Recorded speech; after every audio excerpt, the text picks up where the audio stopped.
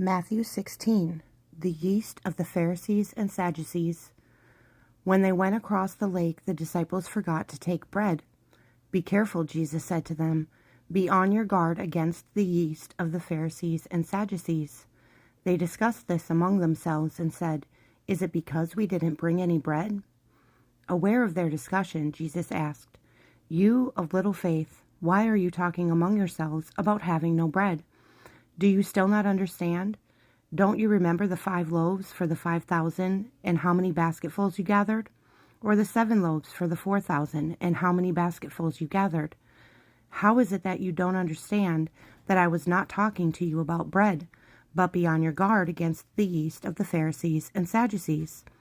Then they understood that he was not telling them to guard against the yeast used in bread, but against the teaching of the Pharisees and Sadducees.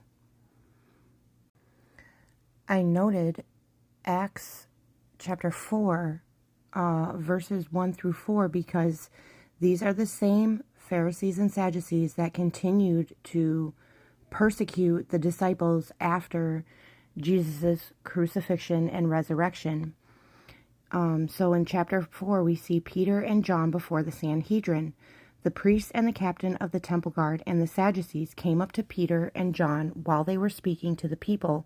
They were greatly disturbed because the apostles were teaching the people and proclaiming in Jesus the resurrection of the dead. They seized Peter and John, and because it was evening, they put them in jail until the next day. But many who heard the message believed, and the number of men grew to about 5,000. So these are the people that we are told to watch out for and be careful of, the ones who are against proclaiming in Jesus the resurrection of the dead. But also to add that these were people this was their government. This was their government that was coming after them.